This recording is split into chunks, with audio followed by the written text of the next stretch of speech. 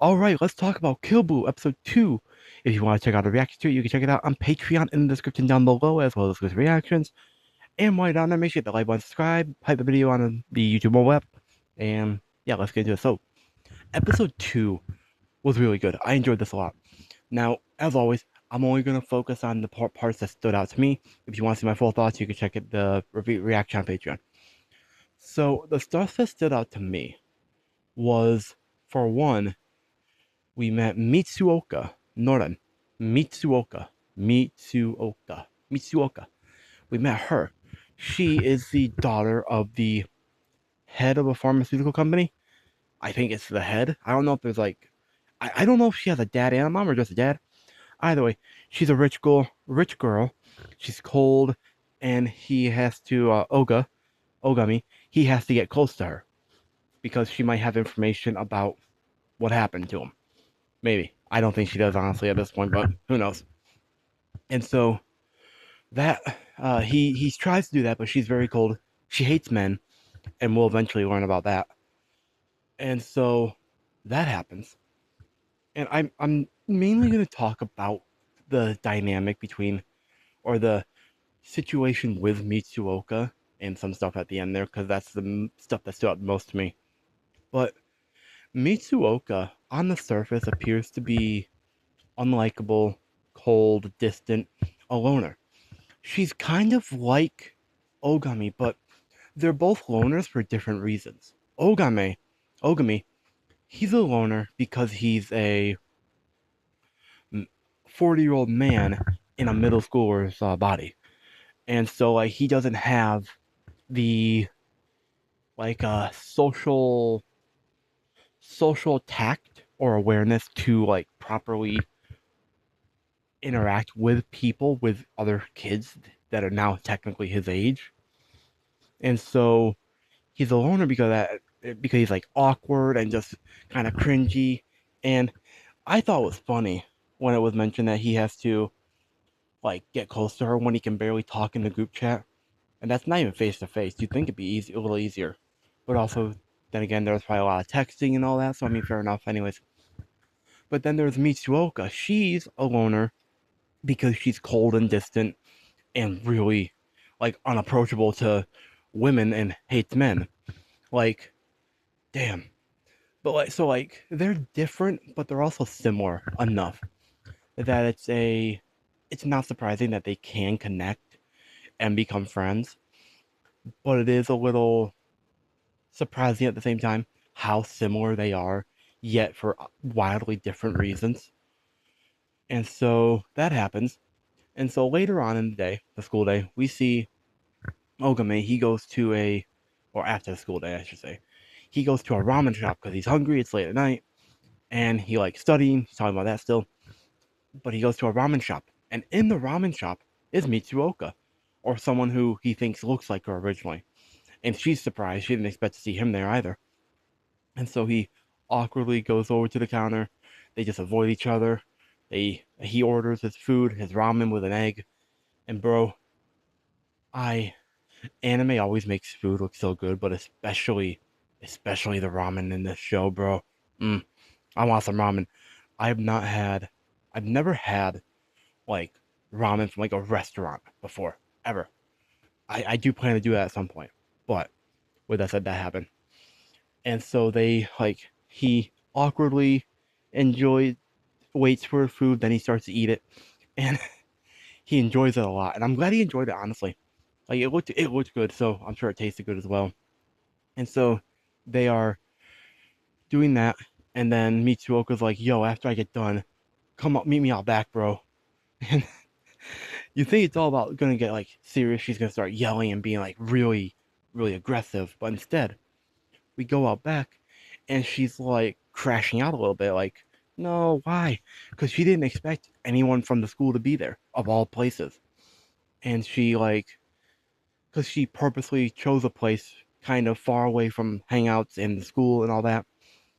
And when she asked him why, he said that he's on his way home because he lives nearby. And before I continue, I will say I appreciate that she accepted that because I have read stories in the past where they were like, where like the girl, where a situation like this happens, the girl will be like accused of being a stalker and all that, and like stick with it for a little while. But the fact that she like accepts this, I do appreciate, instead of like trying to drag it out as like an, oh, he's like stalking her, because like she did call him creepy old man, like a, not creepy old man, but she did call him creepy at school. And there was a scene where he was like, yo, that's the last thing an old man wants to hear, is being called creepy. Man, that was funny. But anyways, so she's like, yo, don't tell anyone. He's like, no problem. So they start walking home, or walking in the direction of home, I guess. And we find out about why she like is there, why she's working at the ramen shop of all places. And we learn about her backstory. And so her backstory, honestly, is kind of fucked. Not kind of, it's fucked. It's actually just very fucked, bro. Because like she's in middle school, and her parents, dad, parents, I think it's parents or family or whatever, they start introducing her to men, like guys. Like I'd wager they're probably like 18 or older. Most of them, I mean, one of them looked like they might be under 18, but still, she's a middle schooler. Like, it doesn't make it better.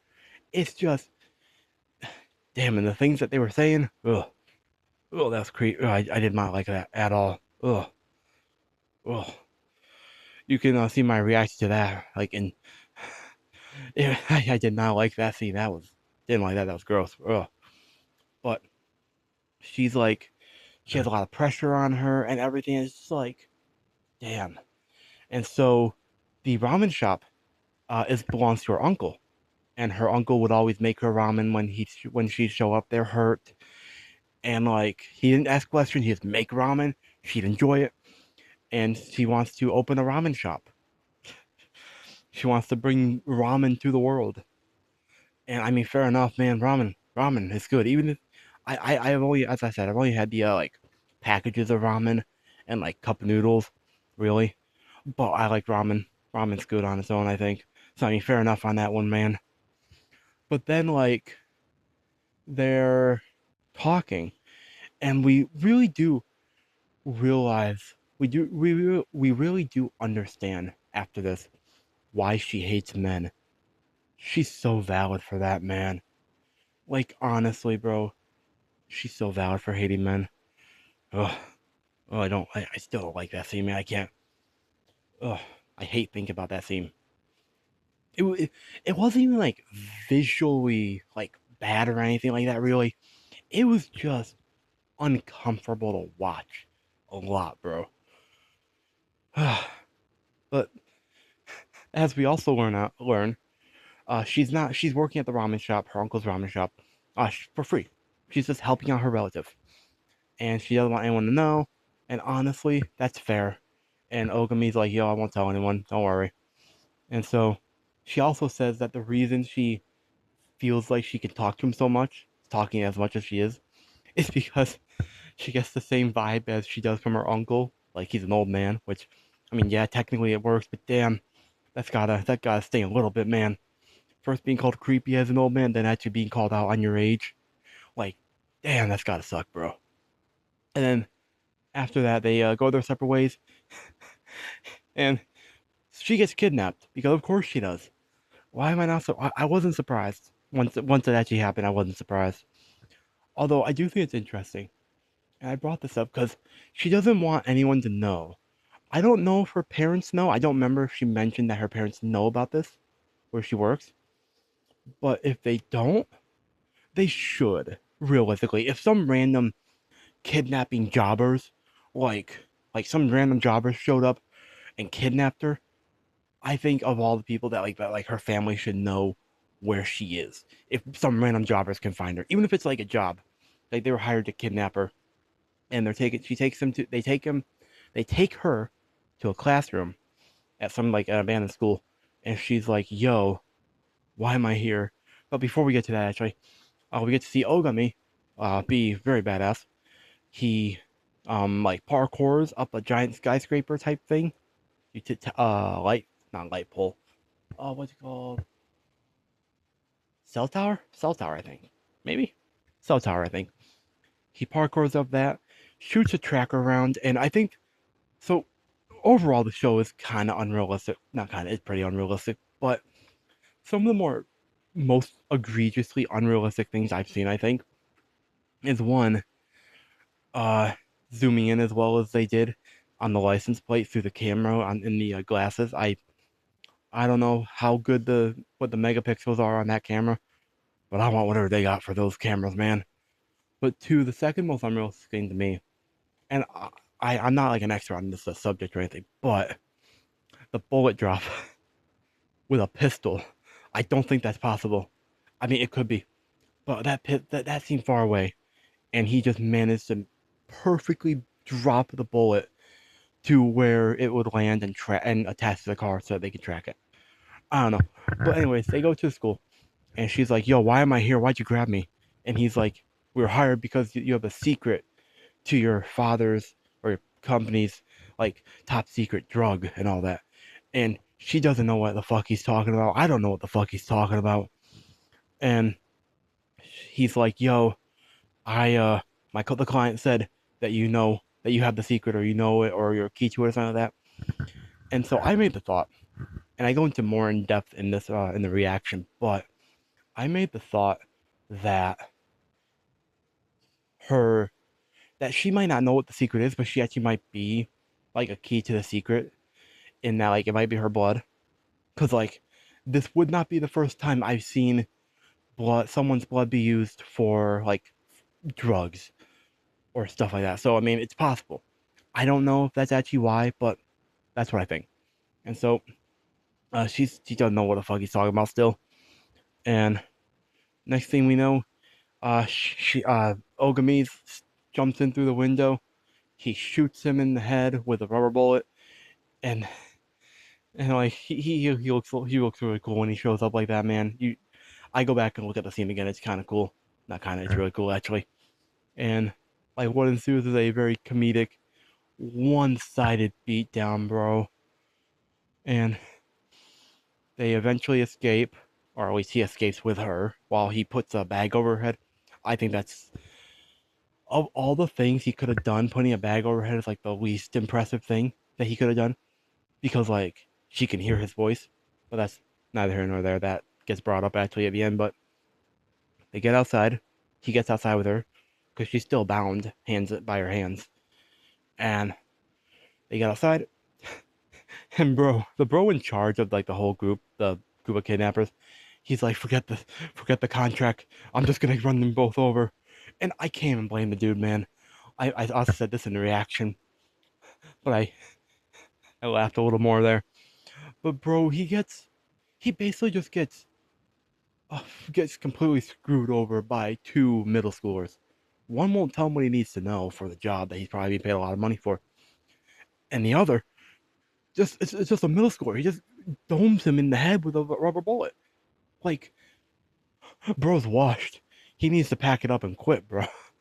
And then Ogami, I don't even know what he did exactly, but he made the car go flying that the guy was driving, and that was that. And finally, he knocks her out with some kind of spray and gets her back home somehow. I'm not sure how he managed that one, but he did it. He got her back home. She wakes up to think it was a dream. It was not a dream. She learns it wasn't a dream. I don't know why, but I thought they'd like wipe her memories or something. But like, I also talked about that more in the reaction. But yeah, so she learns it's not a dream. He's like, yo, uh, she's like, yo, that voice, I recognize it. It couldn't be though. Confronts him. He says no. And one thing leads to another. She gets like, yo, uh, she's like, yo, he's like, yo, give me some ramen later on your treat. Like, just the episode as a whole was just really good. I'm running out of things to say, man, because I went on for 15 minutes almost. And yeah, I'm gonna wrap it up here. YouTube, let me know what your thoughts are in the comments down below. Seriously, like, did you like this video episode? Let me know. Let me know what your thoughts on the video. Uh, check out the Patreon, of course, for the full-length version of all my reactions over there. And on some shows I'm not covering weekly as much, you can check out the reactions out over there for them. And yeah, like, subscribe, do the notification bell, hype the video, and use your mobile app. Till next time, my name is Mark. Never stop being yourself. Stay safe with an eye. We'll see all you incredible people in the next video.